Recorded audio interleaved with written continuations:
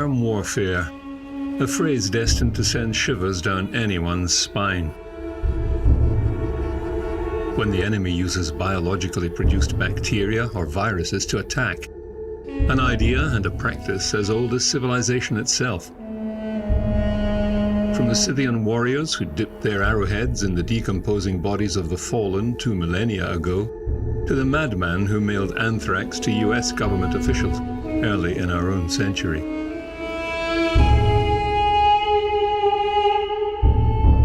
Germ warfare. Diseases weaponized to attack, disable, even kill. Weapons of mass destruction of the most hideous kind. But what if such agents of war came not from the enemies we know, but from within our own ranks? A new enemy is emerging. Neither superpower nor rogue nation, neither terrorist group nor crazed individual. No, this new enemy is the natural world itself, a microscopic realm of bacteria. Bacteria within us. And not just any bacteria, but the so-called superbugs. These new agents of germ warfare are fighting back in response to decades of attack by us and the antibiotics that began with Fleming's discovery of penicillin in the 1920s and have since become our weapons of choice.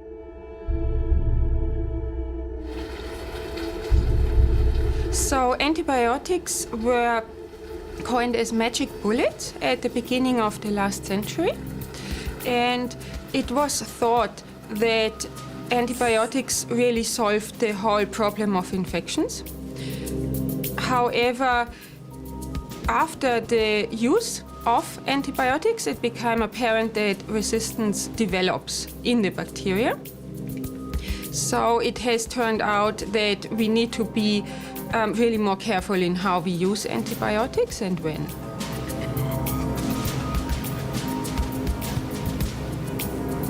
Like Frankenstein, it seems, we have created a monster. New types of bacteria now threatening to pay us back. So these superbugs have evolved through our use primarily of antibiotics and other drugs to target them, to kill them, to prevent infections and diseases. And as a part of natural evolutionary processes, these bugs are fighting for their life. They're fighting for ways to overcome and survive and become resistant to these drugs.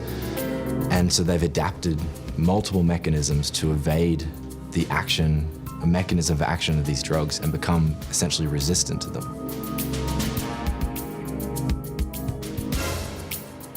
These superbugs are trying to take our fortress by stealth, creeping into our hospitals and homes, deployed on every surface and in tap water, covering our skin, playing a waiting game, invisible and potentially deadly.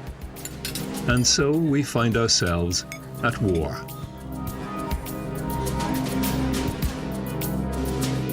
Working on the age-old premise that to know your enemy is to give yourself a fighting chance, we must ask the obvious question. Just what is a superbug, and what exactly are we up against?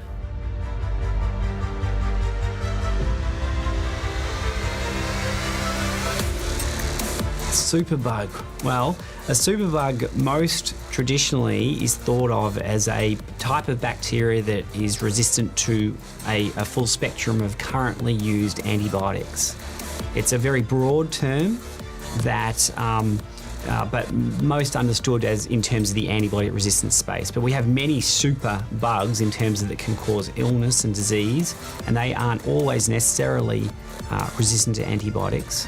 But the most traditional understanding from the community is that it's bacteria-resistant to antibiotics. As usual, our friends in the Fourth Estate are largely responsible for this rather sensationalist and alarmist description.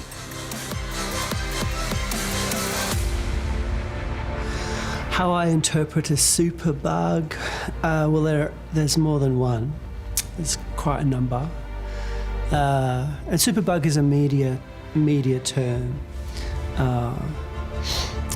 Kind of a way of summarising for the news audiences, kind of the idea of a bacteria that's evolved to reject drugs used to kill it.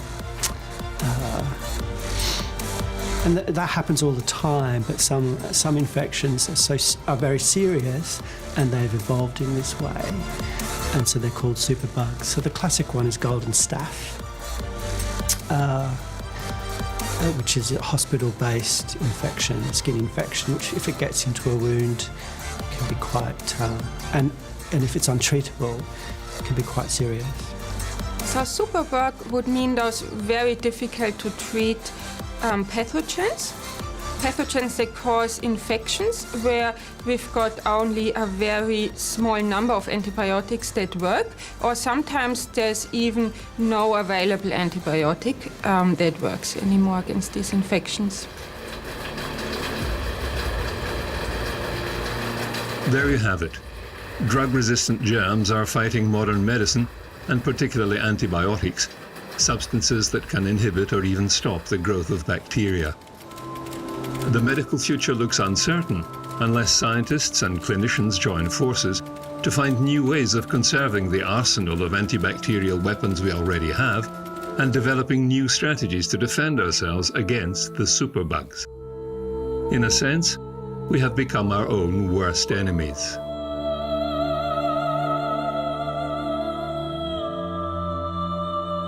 Yeah, so I think we went wrong in the sense that we've been using antibiotics unchecked. In the 50s and 60s, we found this miracle drug, a drug and a chemical that could eradicate and stop all bacterial infections. And we used that without much thought or concern for the consequences. And I think now we're starting to pay for that as a society. It's always been the case that there were on planet Earth bacteria that are resistant to compounds that we use today as antibiotics. Fungi make these, so penicillin is made by a fungus, and it was our invention of penicillin was in fact a discovery of the fungus that secretes this drug. The fungus uses it in warfare against the bacterium to stave off soil bacterium. So there have always been drug-resistant bacteria because there have always been drugs, it's just that we weren't using them as drugs previously. What we see now, though, is a huge increase in the prevalence of the antibiotic-resistant bacteria. Within a population, if you're not throwing too much antibiotic into the environment, you would expect that a really small number of the total population of bacteria would be resistant.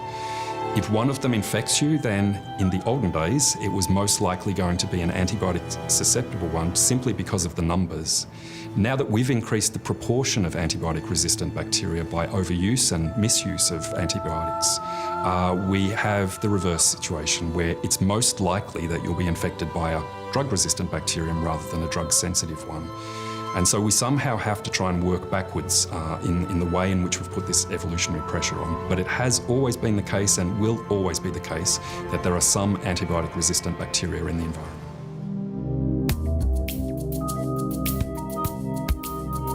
Paradoxically, it's when the medical experts we know and trust are doing their best to help that some of the greatest dangers arise.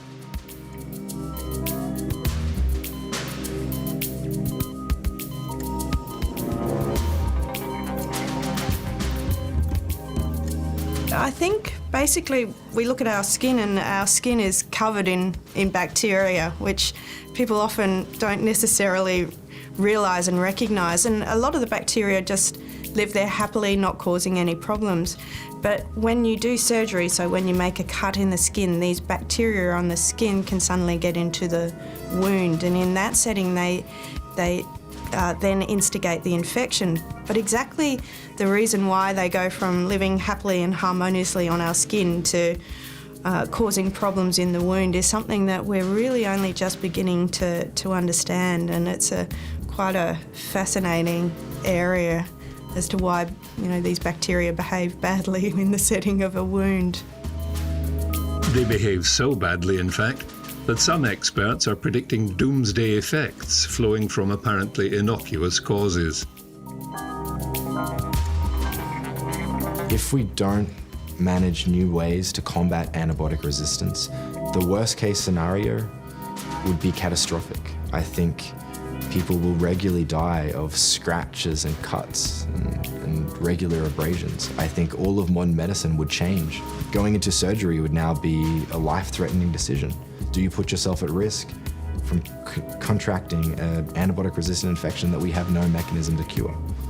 It's a terrifying prospect. I guess the fears for us is really that we know that a lot of surgical procedures, for example, joint replacement surgery, have lots of benefits for patients. So people who have arthritis are able to then walk around without pain and live normal, happy, fulfilled lives. But the concern for me is if we begin to see increasing amounts of bacteria that are resistant to antibiotics, perhaps those benefits from the surgery will be eroded. So many of the advances that we've made in patient care, particularly in surgery, may be eroded by this increasing amount of drug-resistant bacteria. And that's probably one of the biggest fears I have, that all the wonderful advances we've made in modern medicine may actually be negated by the emergence of drug-resistant bacteria. But rumours of our impending demise may be ill-founded. There is some good news amidst all the doom and gloom, especially if you live in a country like Australia. Sometimes the tyranny of distance can be a blessing in disguise.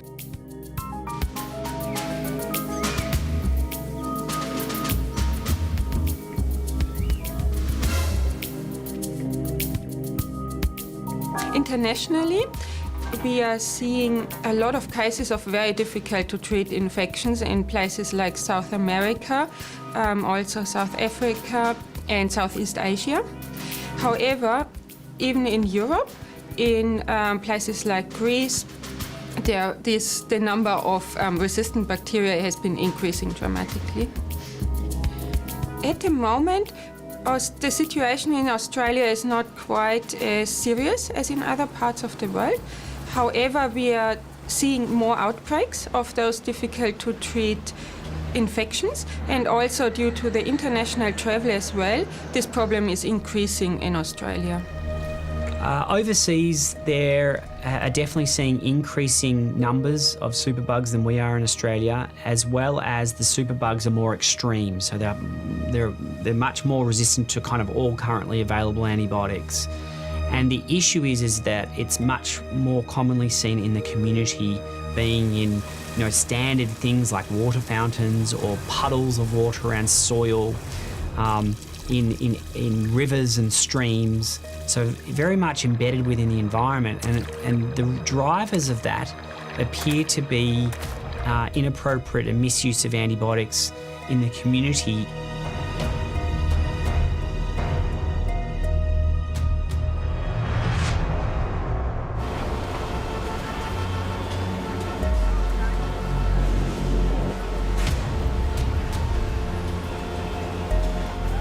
We also have infections from people coming, whether it be travellers who have, or people who have recently travelled who then develop an infection, and we know that if they've been travelling to certain countries, they're at much higher risk for an antibiotic-resistant infection or a superbug type infection.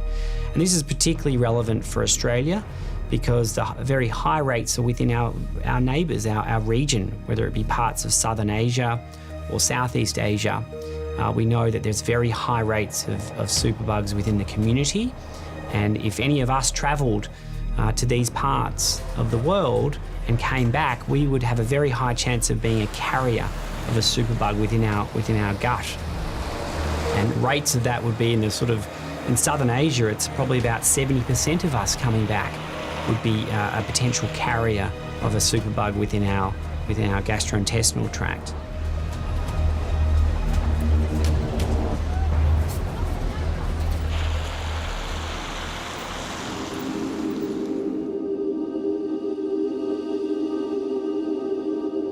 The other aspect around industry in countries such as in China and India, these emerging markets, there's poor regulation around waste material. So from big pharmaceutical companies, if you sample the water around a big industry, a lot of that water will have high concentrations of antibiotics in it. And that goes then into the soils and the streams, and then that drives the environmental bacteria to become resistant to our antibiotics that we need to use for humans, and creates a big problem in the community. So I think that there's a lot to learn around regulation of antibiotic use, both in humans and in industry and agriculture.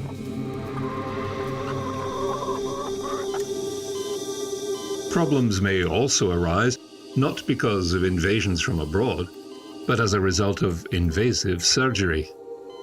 So I think in the hospital setting, the most common cases that we see relate to infections from foreign medical devices, whether it be catheters or ventilator tubing. And all these sort of processes and these interventions, whether it's a catheter or in the vascular system or the urinary system or the ventilator tubing, it disrupts our normal immune responses and our normal defences against invading bacteria. So the most common infections that we're seeing are things such as pneumonia, so chest infections, infections of the urinary tract, infections, intra-abdominal infections that might occur after surgery, wound infections after surgery. So that's the sort of most common group of infections that we're seeing.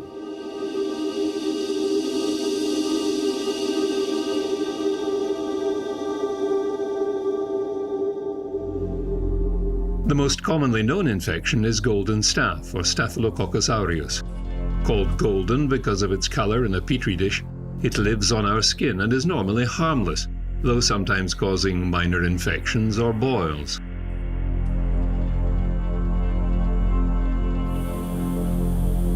But it is a big problem in hospital environments. Transmitted through intravenous lines, catheters, and surgical wounds, it can also spread via physical contact, respiratory droplets, and food. It is also becoming harder to defeat. Multi-resistant Staphylococcus aureus, or MRSA, can only be treated with the antibiotic vancomycin, but some strains are becoming resistant even to this last line of defense. A golden staph bacterium partially resistant to vancomycin was found in Japan and designated Visa for vancomycin intermediate Staphylococcus aureus.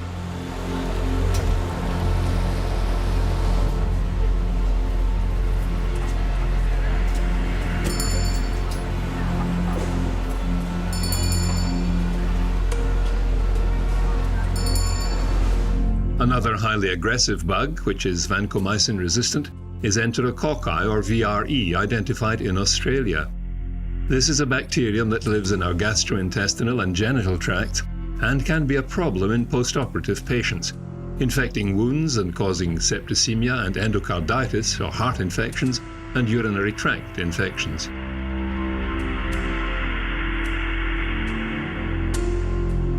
At the moment, less than 1% of this bug is resistant to vancomycin, but some strains also resist other antibiotics, which could make this infection unstoppable.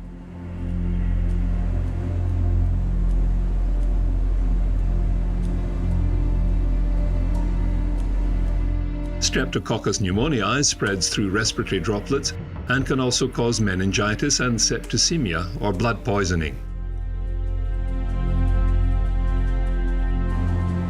It can also cause sinusitis, bronchitis, and ear infections. In Australia, half the strains are resistant to one antibiotic, and some 30% are resistant to 3 or 4.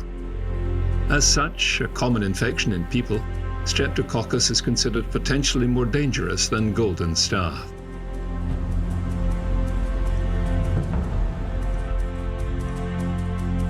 Haemophilus influenzae, another common infection of the ear, nose, and throat, can cause bacterial meningitis. 25% of strains resist most common antibiotics. Since the late 60s, gonorrhea has become more resistant to antibiotics and now resists penicillin, tetracyclines, and the newest groups of antibiotics.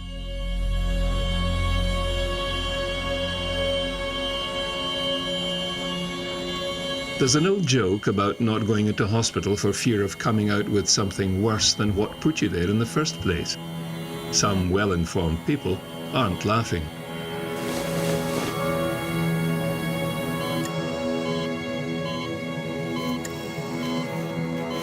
So whenever you give an antibiotic, there's always a risk that a patient might have a complication from the antibiotic itself. So common things are that they can have allergic reactions, so things like anaphylaxis, which we're familiar with, but also rashes and other impacts from the antibiotic. But also we know that the antibiotics increase your risk of getting other infections, and these infections are due to more resistant bacteria. So they can get diarrheal infections due to organisms like Clostridium difficile, but also, strangely enough, when you're giving these antibiotics to prevent wound infections, it actually increases the risk of getting wound infections to more resistant bacteria. So whilst you're trying to do good and trying to prevent harm, it actually inadvertently might lead to more harm for the patient. Anaphylaxis is an acute allergic reaction to the introduction of foreign substances into the body. It's by no means the biggest cloud on the horizon. So my worst fear is that we lose control and we no longer have any antibiotics or any drugs available to treat and combat some common infections, and that a lot of modern medicine is going to be essentially abolished. We'll no longer be able to perform surgeries. Many clinical settings and clinical procedures won't be feasible due to the threat of these antibiotic infections, antibiotic-resistant infections that we can no longer treat. Like most wars, this one is being fought on several fronts at once.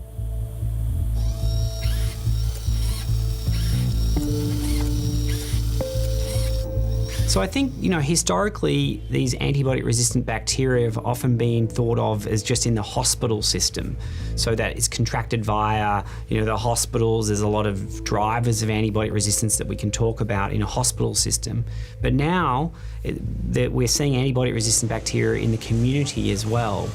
And the way that we're contracting these bacteria is often through our food or water source or the environment that we're in. We're very much interacting with our environment, with animals, our travel to different countries, and the different foods and water that we are exposed to then allows us to become carriers or colonise with these potential superbugs.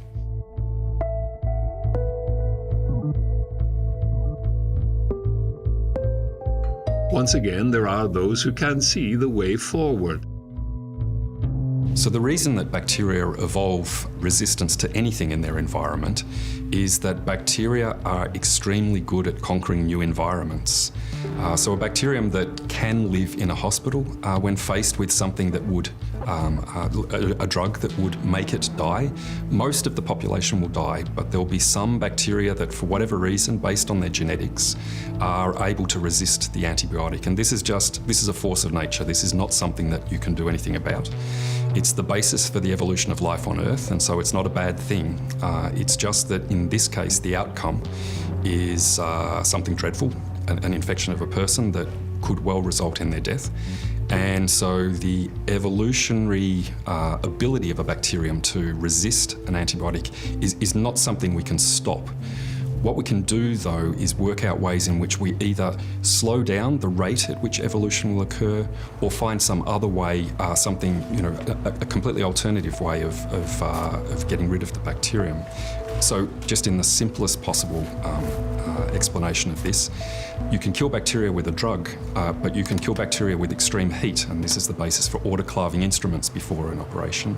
You can kill bacteria with extremely caustic soaps, and this is the basis for scrubbing down hospital theatres afterwards. So there are other ways that bacteria can be killed, and what we need to find are therapies that would be alternatives to the drugs in order to get around this problem of the evolution of drug resistance.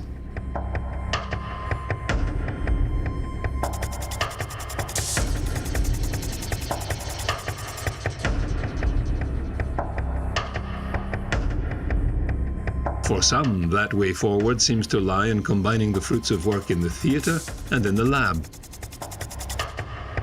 So my research at Monash is in So prevention of infections following surgery, so a lot of trial work, also looking at why infections develop. But then also I look at how do we use antibiotics wisely, particularly in the surgical setting. So there's a lot of symmetry between my clinical work and my academic work. One of the first consequences of this approach might well be a radical rethink on hospitals. Not just how we are treated when we are in hospital, but the way we design and build hospitals in the first place.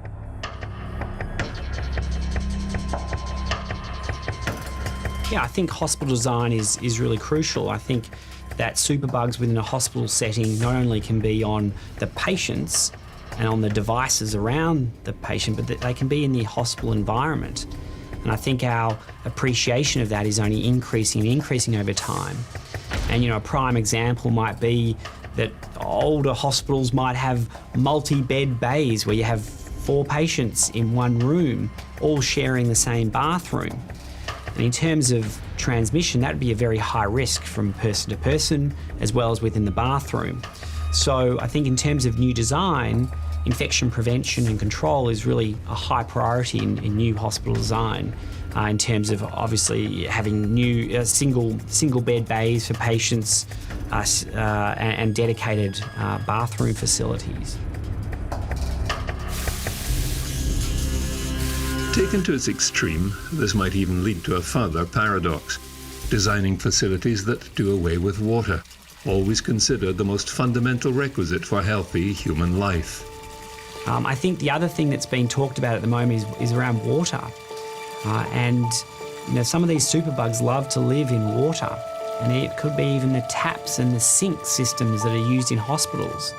So there are now discussions about intensive care units in certain parts of the world, thinking about having no sinks and no taps and a water-free intensive care, because they think that that's an important reservoir of superbugs that can easily be transmitted between patients and obviously new patients coming into the intensive care.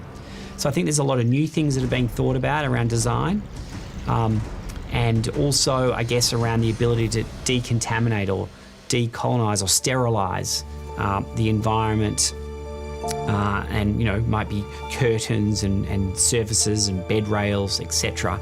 So there's a lot of research going on in terms of how best to sterilise a hospital environment.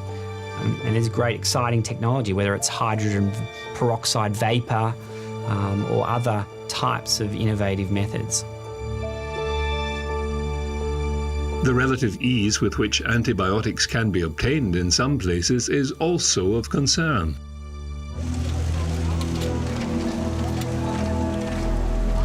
So, for example, not needing a script to get antibiotics, they can go straight to a pharmacist and just get antibiotics without a doctor requiring a script. So that is very common in many parts around the world, particularly in resource-limited settings. In other words, we need to pay closer attention not only to our hospitals, but to the wider world in which the use of antibiotics, sometimes without due care and attention to the consequences, has become so widespread.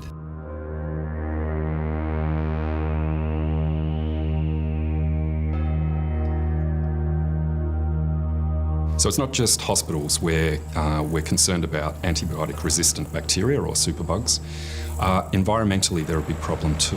In agriculture, we use antifungal sprays on our crops, and these are very similar to the antifungal drugs that we would use in a hospital to treat a patient with a fungal infection. We also use antibiotics in agriculture, sometimes therapeutically to treat animals to prevent infections, but often not therapeutically, but rather because they improve the rate of growth. And so pigs, for example, are fed antibiotics. As a result, the bacteria on them and in them are antibiotic resistant. And on top of that, you have antibiotic residues that occur in their meat and in their feces, which are then used to fertilise crops. And so we're constantly overloading the environment outside of hospitals to promote the evolution of antibiotic-resistant superbugs. Inadvertently, not because we wanted to, but it's a big problem. You therefore have community-acquired infections by superbugs as well, where people just by being out in this environment can acquire infections as the basis of superbugs. In the end, it will be the case that a simple scratch from gardening could be something that would give you a really dreadful infection that may not respond to the antibiotics that the hospital has.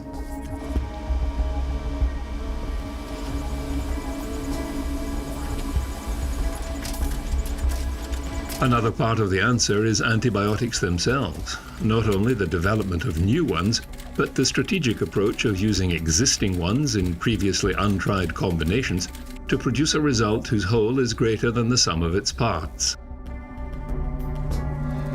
So there's several strategies that are being pursued at the BDI here at Monash that are alternatives to coming up with new drugs.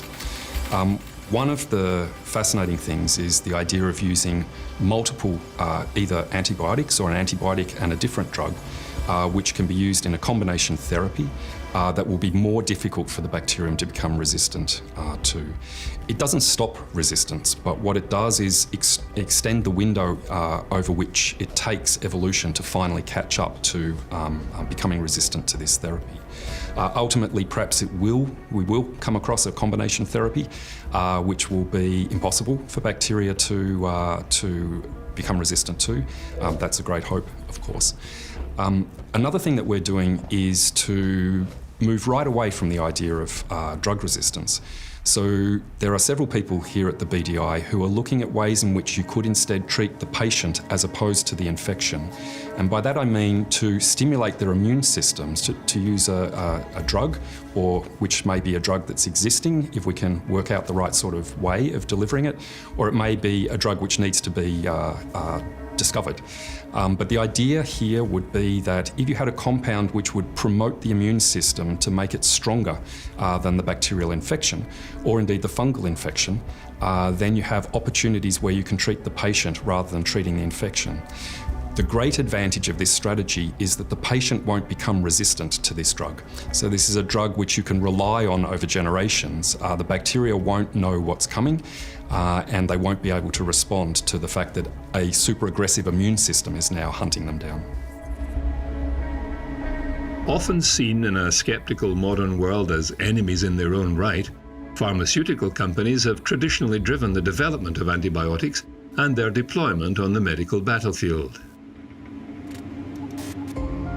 So I think that historically there was a lot of interest in antibiotics, but from a business sort of model for industry and big pharma, antibiotics were a really challenging area because you develop an antibiotic, all the doctors want to try and prevent use of that antibiotic because they want to save it because it's very, precious in terms of its utility. And then by the time that the patent is up, then they've just started to use it. And from a business financial model, it appears historically that's been a problem.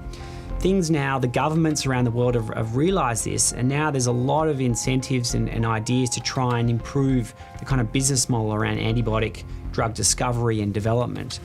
And so now there's still a few big pharma companies who are showing a great initiative in this space and are still producing new antibiotics. And I think the pipeline, over the last, last 2 to 3 years is looking quite exciting in this space, and it's already coming into the clinical interface. So I think that it's really a responsibility both of big pharma as well as public and government to work together to try and incentivise the development of new antibiotics.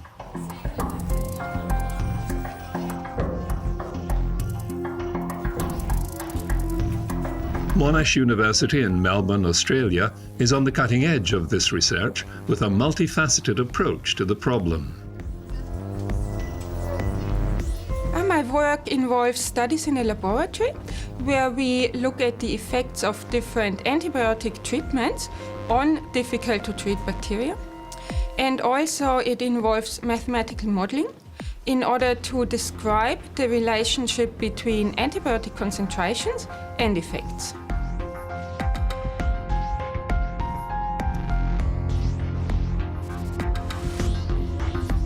So we get the bacteria from patients from the hospital. So that's patients with difficult to treat infections. And then in the lab, we can expose the bacteria to all sorts of different antibiotic treatments, including high doses or different ways of delivering the antibiotic, such as a short infusion or a continuous infusion over a whole day. We will also test antibiotic combinations. And in this way, we can simulate what happens in the human body and find out how these different types of treatments work.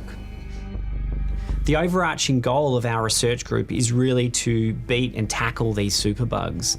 And the way we do this is really a multi-pronged approach.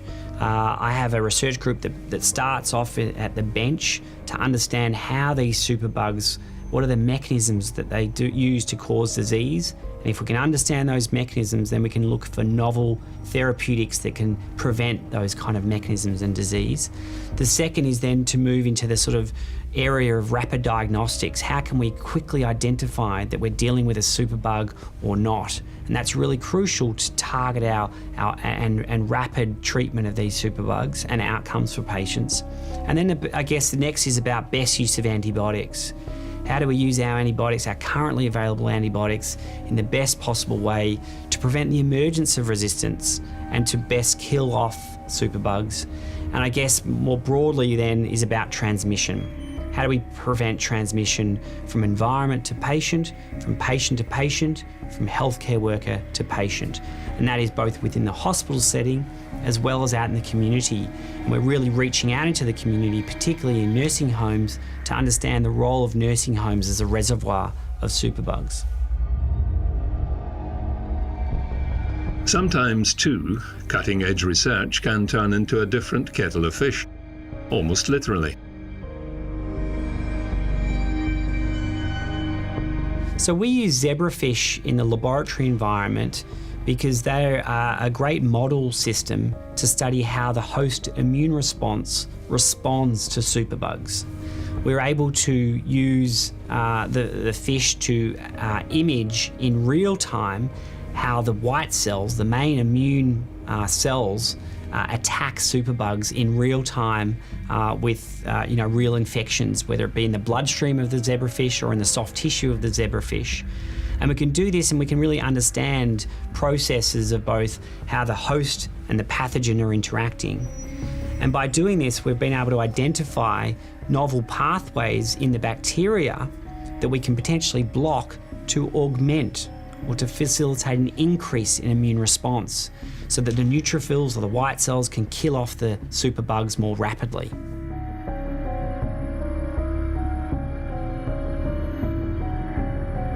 So zebrafish have the real advantage of, particularly in their early phase, which is called the embryos, they're transparent. So we can do microscopy imaging of the zebrafish during an infection and in real time.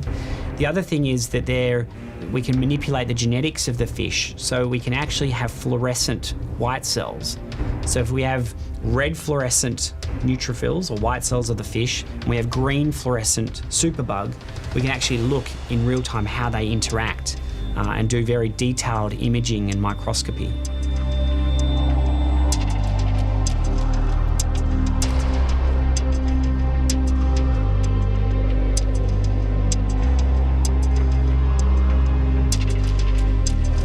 Sometimes it's not a matter of finding something new, but of taking a fresh look at something once known but perhaps forgotten.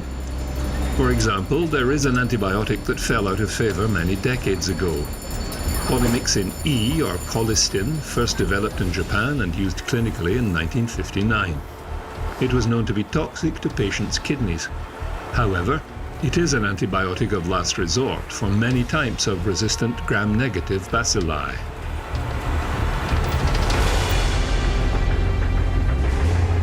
We came to work on colistin because it was starting to be used increasingly, and in recognition of the fact that it was introduced back in the 1950s, it came onto the market at a time when there were not many studies done during development of a drug to understand how to best use the drug, to understand its pharmacology and so forth. And so basically, doctors, when they needed to start using colistin again, were basically shooting in the dark. They didn't really know which doses to use for particular patients. So the work that we've been doing is basically developing essentially the large body of evidence for how to best use colistin. That's the work that we've been doing. Last but not least, what if we were able to turn the tables on the superbugs and do what they have been doing to us, attacking them from within? Another area of renewed interest is in bacteriophage, an almost forgotten field of research. There are some pockets of continued use of this little-known treatment, which uses the viruses that live within bacteria to consume them. Research is gathering momentum on phages and the lytic proteins which can cause dissolution of bacterial cells. So a bacteriophage is a tiny, tiny virus, and it's a specialized virus that only infects and kills bacterial cells. So it doesn't recognize or infect human cells. It won't affect the general microbiota. In fact, it's highly specific for a specific bacterial strain, and it will bind, infect, and replicate within that bacterial cell, and then it will eventually burst and kill that bacterial cell and release more phage back out into the surrounding environment.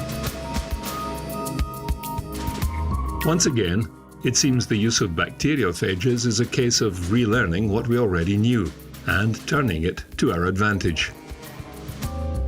Phages were discovered in 1917 by a doctor called Felix de Herelle, and he was a French-Canadian microbiologist, and he noticed these plaques or zones of clearing on his bacterial plate, and he did a lot of study and investigation on them and proposed them as a virus that infects and predates on bacterial cells. So they've been around or known about by humans for over 100 years. In fact, we discovered phages before we discovered antibiotics, and they were used as an antimicrobial agent for 20, 30 years before Alexander Fleming discovered and used penicillin. They stopped using phages because they're a biological entity, they're a biological virus, and being part of biology, they're extremely complex and they're extremely diverse. And so unlike antibiotics, which are defined chemicals that we know their structure and their mechanism of action, phages are very different. They can be extremely unique, extremely diverse, and that makes understanding them and applying them much, much more complex. And so it's taken us a long time to understand their biology and to be able to use them in a therapeutic setting. While war has often opposed East and West, the war on superbugs makes allies of enemies in a common cause. So Eastern Europe never really gave up on phage therapy. A lot of labs and institutes in Poland and Georgia and Russia continued on with phage, not only research, but also therapy. And while the West was caught up in antibiotics and their use as a miracle drug, a lot of Eastern Europe still used phages as a way to treat and combat bacterial disease. And still to this day, one of the biggest phage therapy clinics in the world, the ENDEVR Institute, is based in the Republic of Georgia in Eastern Europe. There's more phages than any other organism on the planet. And so they're everywhere. But the problem with phages is that they're highly specific. They'll only typically recognize a certain type of bacteria. So in order to use them therapeutically, you need to isolate and identify the phage to be able to use it to treat and target a specific bacterial infection. So what the clinics and research institutes in Eastern Europe have done have stockpiled huge collections of phages, huge libraries of phages that have antimicrobial activity against a broad range of different pathogens. And they've had this experience in these libraries for decades now, and they're now using these to treat difficult to combat bacterial infections. Phages, new drugs, clever hospitals, a responsible approach to antibiotics and their use, all well and good. But what if none of the above should work? Where would that leave humanity in its war against the superbugs?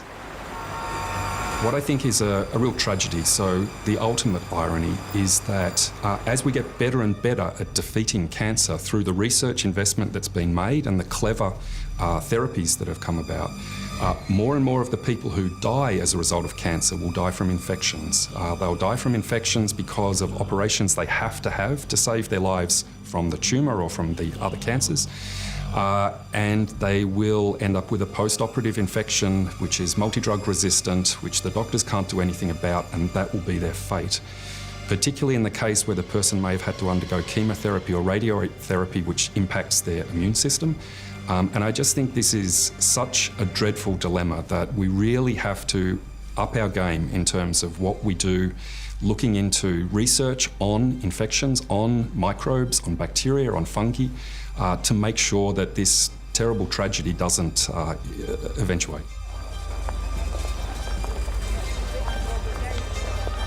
In any battle, you can run or you can stand and fight.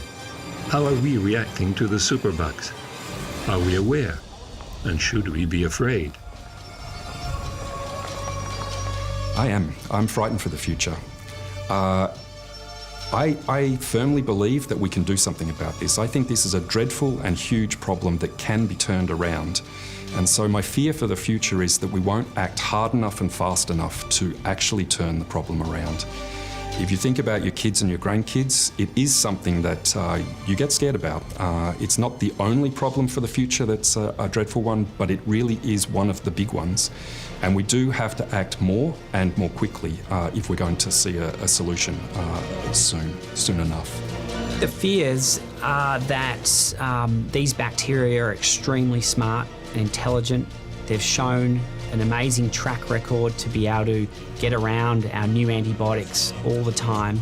And I guess our fear is that if we let our guard down, or if we take this for granted in some way, or take our antibiotics for granted in some way, that these bacteria will push on and really will become resistant to everything that we have in a highly prevalent manner and cause very life-threatening and serious infections.